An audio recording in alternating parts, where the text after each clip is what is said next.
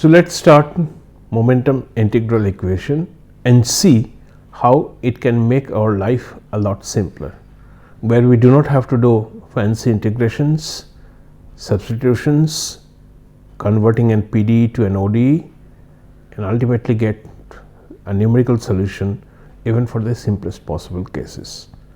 So it is anticipated that the momentum integral equation would help us in solving even more complicated problems with a lot less difficulty. So let's start with momentum integral equation. What I have done here is we'll assume it's a two-dimensional flow, and this one is my control volume. The dotted line is the edge of the boundary layer, where the thickness of the boundary layer is obviously a function of x, where x denotes the direction of flow. So therefore delta is a function of x. The length of the control volume is dx. The width of the control volume, that is a direction perpendicular to the figure, is dz, and I have the control volume defined as A, B, C, D, and the objective of all this thing is to obtain delta as a function of x. So this remains to be my objective, but whether or not we can express delta as a function of x. So to do that, we first start with the continuity equation that we have derived, which simply tells me that this would be the form of the continuity equation, and the moment we assume that it's a steady two-dimensional flow, if it's a steady flow, then the first term on the right hand side would simply be equal to 0. So the continuity equation for a steady flow would take the form as Cs integration over the control surface rho v dot dA to be equal to 0. Now this, for a control volume which is defined by control surfaces, we simply can say that m dot AB plus m dot BC plus m dot CD plus m dot AD would be equal to 0. So the mass flow rate through the surface AB, through the surface BC, through the surface CD, and through the surface AD would be equal to 0. When you consider m dot AD being located very close to the solid object, solid plate, this is the solid plate over which the flow and the growth of the boundary layer take place, then m dot AD would simply be equal to 0. So what I have then is m dot BC is equal to minus m dot AB minus m dot CD. So this is the continuity equation with which we are going to proceed. Now surface AB is located at x. This location is x, and this is x plus dx. So let's see if we can write the following expression for m dot AB.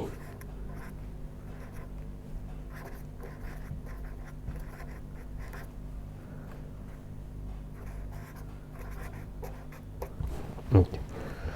Forget about this right now. M dot AB is the amount of mass of the fluid which comes into the control volume through the surface AB. So rho Vx dy, if I integrate from 0 to delta, this term gives me the amount of mass which enters through the control surface AB, and when I multiply this with dz, where dz is the depth of the field, then this entire thing gives me the amount of mass which enters through the surface, enters to the control volume through surface AB. One more time, Vx, because we understand that rho v dA integration over the area A would give us the mass flow rate that comes in to the control volume. In this case, dA is simply dy times dz. So dy times dz is the dA. The velocity in this case, which contributes to the x, which contributes to the amount of mass which enters, is Vx. Multiply that with rho, and what you get is the mass flow rate through the surface AB.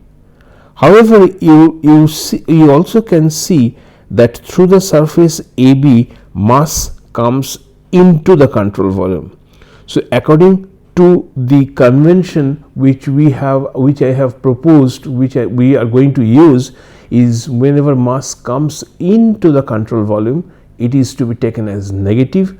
Whenever mass goes out of the control volume, it is taken to be positive. It's because of the dot product of because the mass flow rate is expressed in terms of the dot product of velocity vector and area vector, and area vector always points outside normally from the control surface. So that's why for the case of m dot AB, I bring in this minus sign.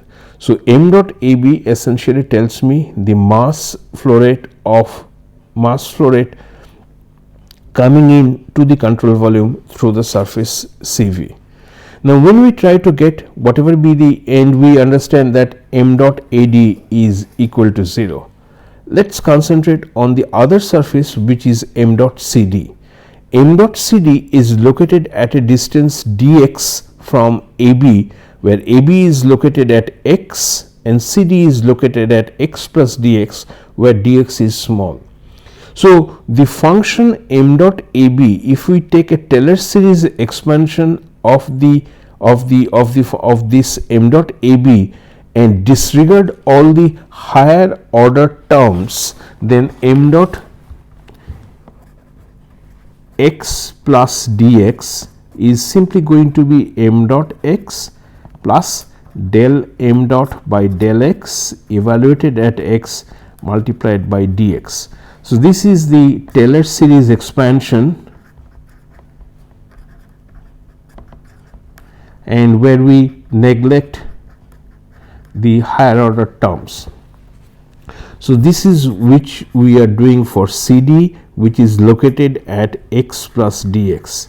In order to obtain the mass flow rate through the control surface at CD, which is located at x plus dx, I simply take a Taylor series expansion in this form and neglecting the higher order terms. So my m dot CD would simply be equals whatever was m dot x from my previous slide, which is rho Vx times dy plus del x 0 to delta rho Vx dy. This is dx and the whole thing is multiplied by dz. I'll bring in this once again. M dot AB is rho Vx dy dz. So if I take a Taylor series expansion, now I think since all of them are here, it would be easier to see. M dot AB is this, m dot x plus dx is Taylor series expansion. So therefore m dot CD is simply going to be this, that means this rho Vx dy times dz plus del x of m dot, which is del x of this entire thing, and dz is simply taken outside. But one point to note here is that unlike surface AB through which mass comes in, mass leaves through the surface CD. So if this is negative according to our convention, this has to be positive. So therefore you would see that m dot AB has a negative sign, whereas m dot CD, the sign is going to be positive. So once I have analytically what is the the expression for the mass which comes in through the surface AB, the mass flow rate which goes out of surface CD can be obtained simply by a Taylor series expansion. Now, if you look at this expression, the continuity expression, m dot BC is equal to minus m dot AB minus m dot CD, what you get out of this and this, that m dot BC would simply be equal to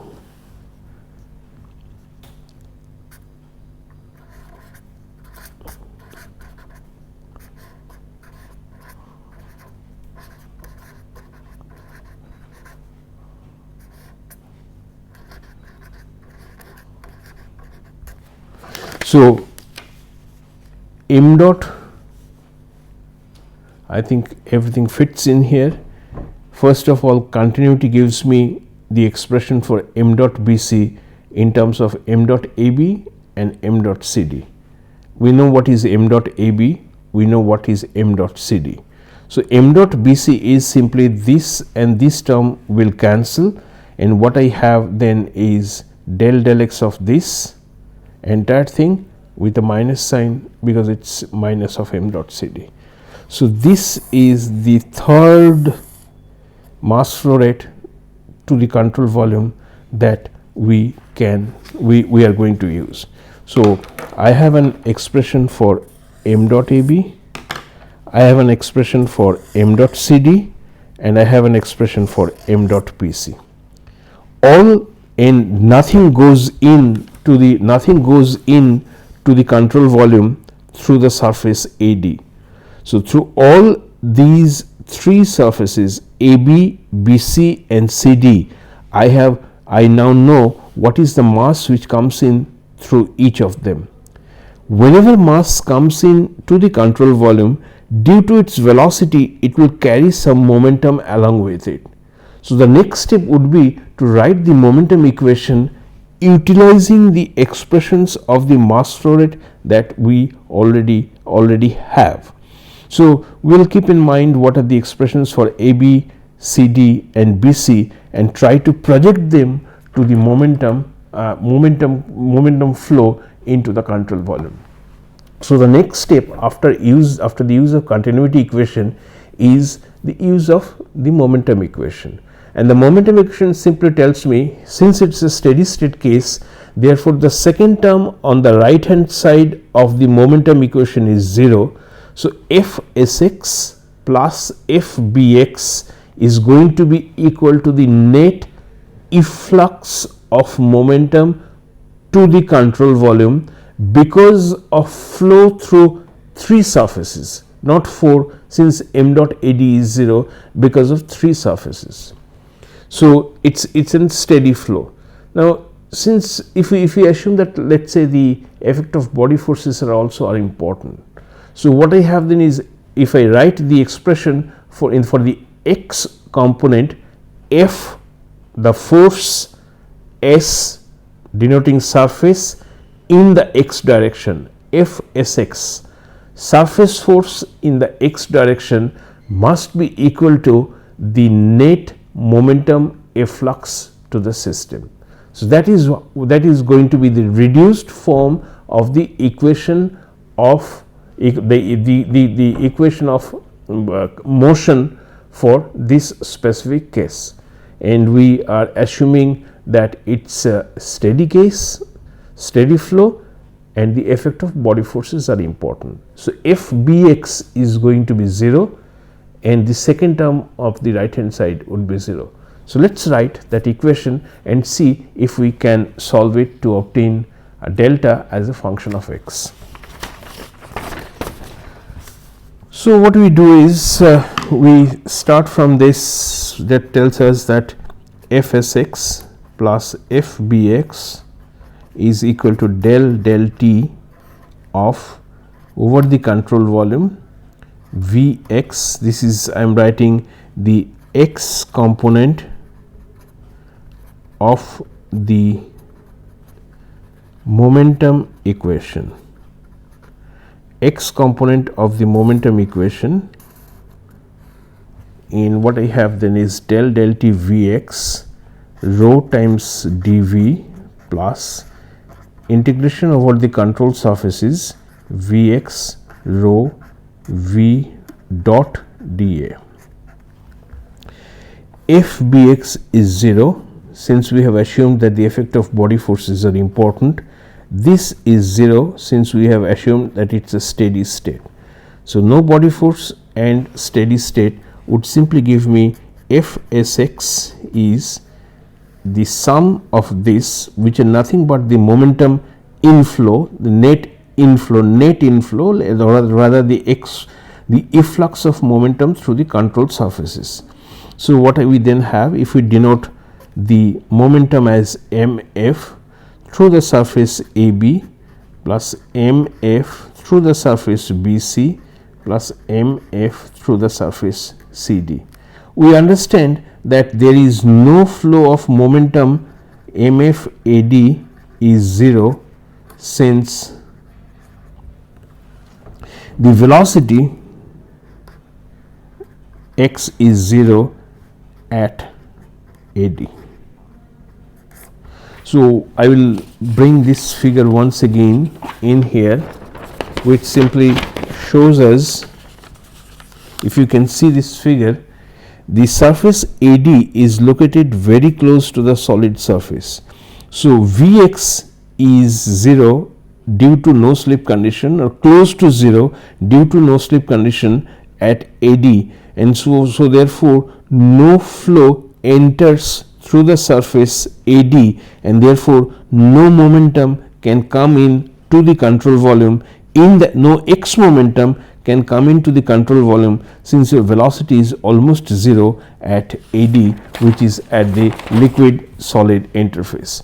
So therefore the surface force is the sum of the momentum coming in through, I would write it once again.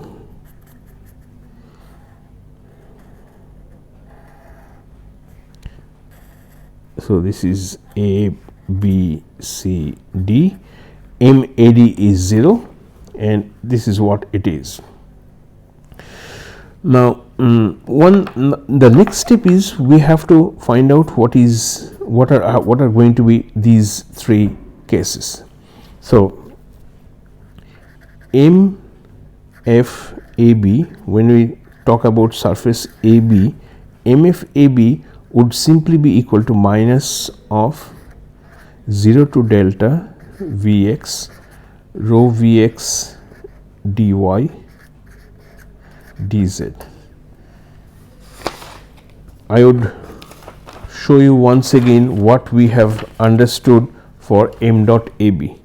M dot AB was simply this, and in order to obtain MFAB, the only additional thing that we have incorporated is Vx, because if this is the mass flow rate, multiplying it with Vx must give us the momentum flow through the surface AB into the control volume. So exactly the same multiplied by Vx would give me the momentum which comes in to the control volume. Similarly, since m dot AB is at x and m dot CD is at x plus delta x, then MFCD can simply be written as a Taylor series expansion of this.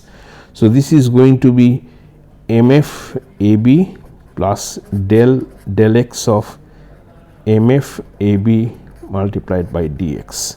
This is a Taylor series expansion, the same way we have done before. So therefore MFCD would be equal to this. However, you understand, you see that since momentum is leaving the surface CD, therefore it's going to be positive, and since momentum is coming into CV through surface AB, therefore m dot AB is negative. Same convention as before. So m dot CD would simply be equals 0 to delta, the same thing, Vx rho Vx dy plus del x of the whole thing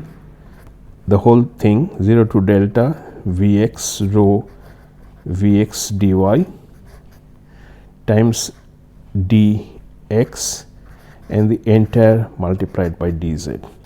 So enter this thing, first term del x of this multiplied by dx and dz, where dz is a direction perpendicular to this. So I now have m dot mf ab, I have mf cd, I need to find out what is mf bc. Now mf bc would be equal to, I know what is the expression for m dot bc from my previous analysis. We have seen that m dot bc is simply this term. Okay, this is m dot bc, the mass flow rate through the surface bc. Now we need to just think a little bit here and find out what is going to be the momentum flow, the contribution of this mass of fluid that is entering through the surface BC to the control volume. So I have a compact expression for m dot BC. So if this is m dot BC which enters through the surface of BC per unit time, this is the mass flow rate. This mass of fluid must have an x component of velocity. This x component of velocity multiplied by the mass which enters through BC would give me the x component contribution of momentum due to flow which crosses BC. One more time, some amount of mass crosses surface BC. We know precisely what is the expression of that mass that crosses the surface BC. Any mass which crosses a control surface carries some momentum with it. There is, if we multiply that mass with the x component of the velocity at that point, we get the x component contribution of momentum due to that mass which comes into the control volume. If we multiply that mass flow rate with the y component of velocity, we get the contribution of the y momentum because of the motion of the mass of the fluid into the control volume. So it is clear that in order to obtain the x component of momentum associated with m dot bc, I must multiply m dot bc with the x component of velocity at or near bc. The momentum coming into the control volume due to flow through bc must be equal to the mass flow rate through bc multiplied by the velocity component, x component of the velocity prevailing at or near BC. Now we have an expression for m dot BC. And this is the figure. What is the x component of velocity near BC?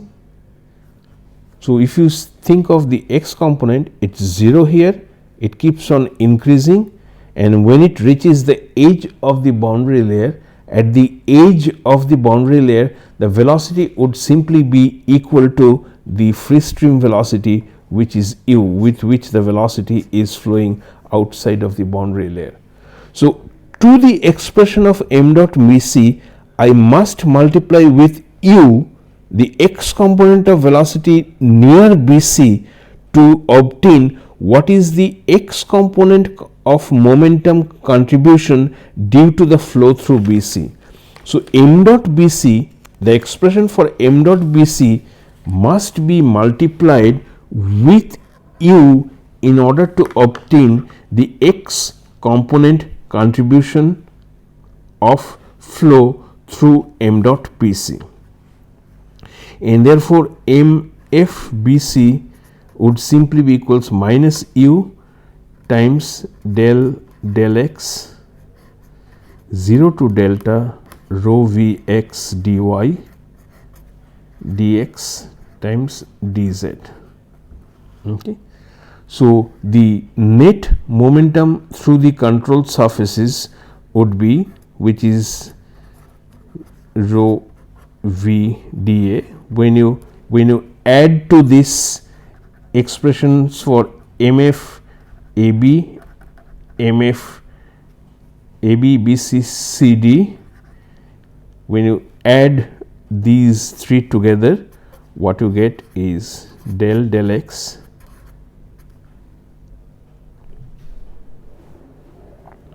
Vx rho Vx.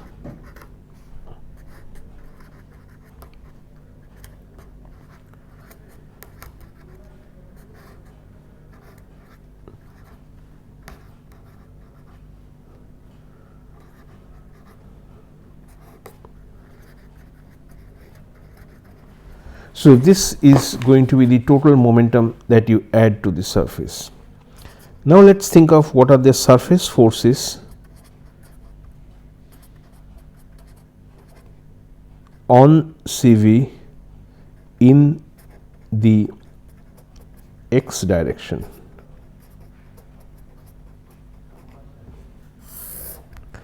And for that, I draw this exaggerated view of the boundary layer. This is A, B, C, D, and I draw a projection. So, this is delta, this is also delta, but this small portion is going to be equal to d delta, and this distance is simply going to is dx. Now, these, when I talk about the surface forces Fs in the x direction, Fsx, it has two contributions. One is due to pressure and the other is due to shear. When you talk about shear, when you talk about shear, the shear can act over here and the shear can act over here. Now, shear is proportional to velocity gradient. Since shear is proportional to velocity gradient, the velocity gradient near the edge of the boundary layer is essentially 0, because at or near the boundary layer edge, the velocity asymptotically merges with the free stream velocity. So, dvx dy at y equals delta is extremely small, theoretically speaking it is 0. So, on surface BC there cannot be any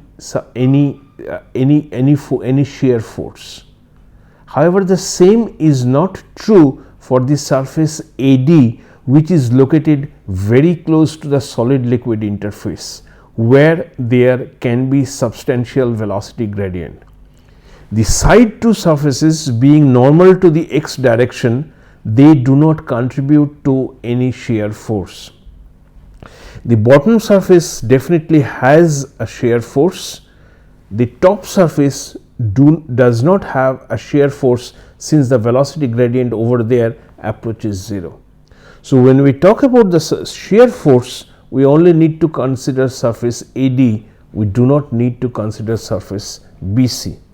However, the side two surfaces will play an important role in terms of the other surface force present, which is pressure. So, you have some pressure over here, let us say this is P, and a pressure P plus dP over here. So, the pressure forces on these two sides are going to be different.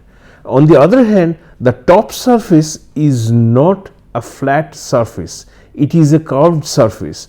So, the projection of this curved surface on the right hand side, which is denoted by d delta, if you look at the figure over here, the pressure over here is P, which is a function of x. The pressure over here is Px plus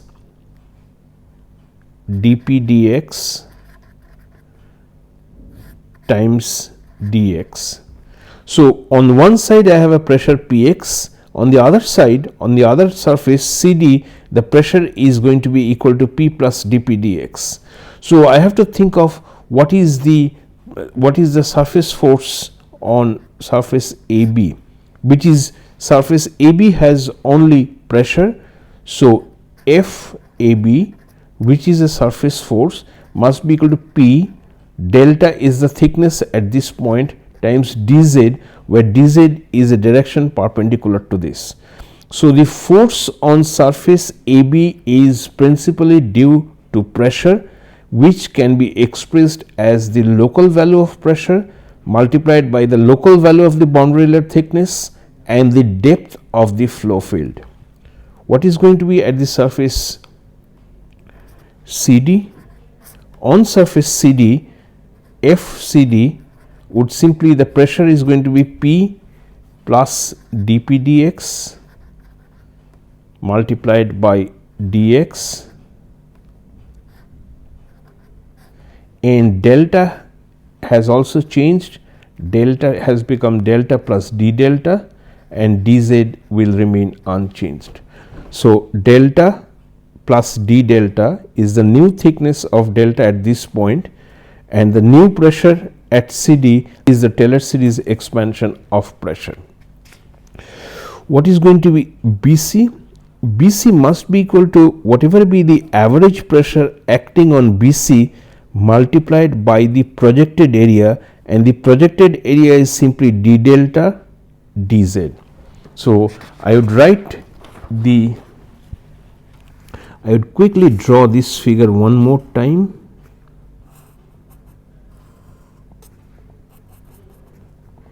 D delta, so A, B, C and D, this is delta, this is Px, and here the pressure is Px, here the pressure is, as I understand, is P of x plus dP dx times dx. So the pressure on BC is the average of these two. So the pressure on BC, average pressure,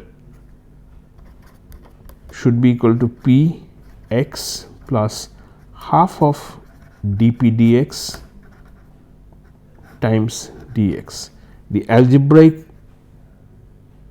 arithmetic average of these two pressures on BC, and the area on which this pressure is acting in order to obtain a component in the x direction is d delta dz. So the force acting on BC is equal to Px plus half of dP dx times dx multiplied by d delta dz.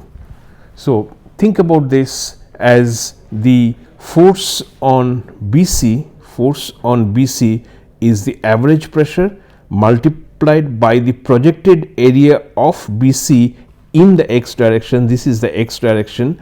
So it is d delta times dz, where dz is the depth. So whatever be the average pressure multiplied by d delta dz would give me the FBC force on it. The only thing which is remaining is F force on AD, and we understand that force on AD is equal to, is a shear force only, it's a shear force only multiplied by the area, and the area is dx times dz. Why tau? What is tau w? Tau w is the wall shear stress. If tau w is the wall